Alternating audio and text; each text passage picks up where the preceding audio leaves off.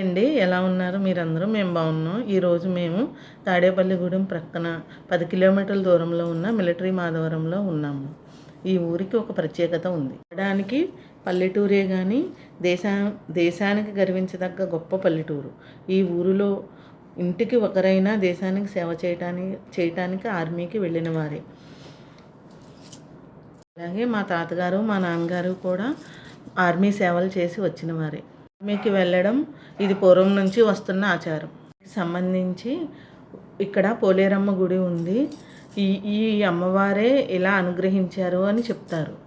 ఊరికి సంబంధించిన ఒక ఆర్మీ ఆఫీసరు బ్రిటిషు వాళ్ళ సమయంలో యుద్ధం చేయడానికి మైసూర్ కోటను కొట్టడానికి సంసిద్ధంగా ఉన్నారంట. కరెక్ట్గా ఒక చిన్న పాప అడ్డం వచ్చిందట. అప్పుడు ఆయన ఆలోచనలో పడ్డారంట, ఈ పాప ఎవరో అడ్డం వస్తుంది అని. పాప దగ్గరకు వచ్చి, మీరు విజయం సాధిస్తారు, నేను అడ్డు తప్పుకుంటే మీరు విజయం సాధిస్తారు, కానీ మీ ఊరు నన్ను తీసుకుని వెళ్ళిపోండి అని చెప్పిందట. అలాగే అని అన్నారంట. అప్పుడు ఆయన యుద్ధంలో విజయం సాధించారంట బ్రిటిష్ వాళ్ళ మీద. అప్పుడు ఈ పాప ఆయన ట్రైన్లో వస్తుంటే ఈ పాప కూడా వచ్చేసిందంట.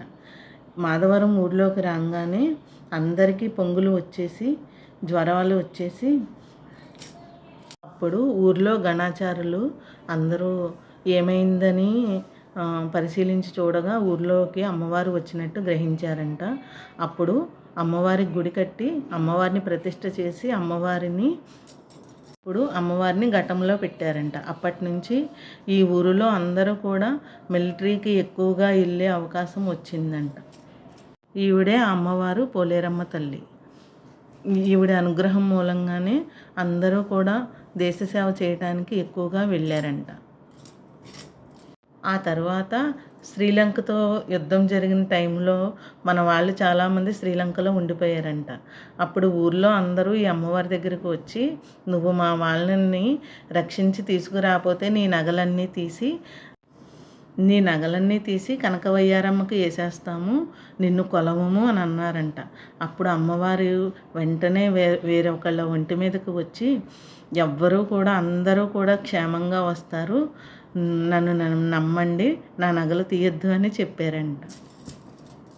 అప్పటి నుంచి ఈ ఊరిలో ఎవరు మిలిటరీకి వచ్చినా రిటైర్మెంట్ అయినా అమ్మవారికి బంగారు సూత్రాలు ఇవ్వడం ఆనవాయితీగా వస్తుంది. అప్పటి నుంచి ఇప్పటి వరకు కూడా ఈ ఊరు నుంచి వెళ్ళిన వాళ్ళు ఎవరూ కూడా యుద్ధంలో చనిపోవడం కానీ ఒక మనిషిని నష్టపోవటం కానీ జరగలేదు. ఇక్కడ ప్రధానంగా పోలేరమ్మ, కనకవయ్యారమ్మ, వీరతుడువులమ్మ, మహాకాళమ్మ, శ్రీ మహాలక్ష్మమ్మ ఈ 5 దేవతలు కూడా ఈ ఆస్థానంలో కొలువై ఉన్నారు. గుడికి సంబంధించి ఇంకొక చిన్న కథ కూడా ఉంది. ఒకరోజు చాకలి కావిడి మర్చిపోయాడంట. ఆ విషయం రాత్రికి గుర్తొచ్చిందంట.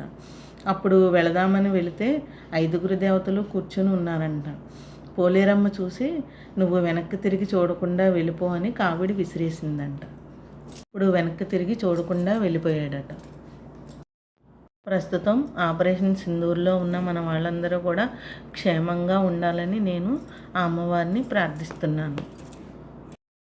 దగ్గరగా ఉన్నవాళ్ళు ఎవరైనా ఈ అమ్మవారిని ఒకసారి దర్శించుకోండి.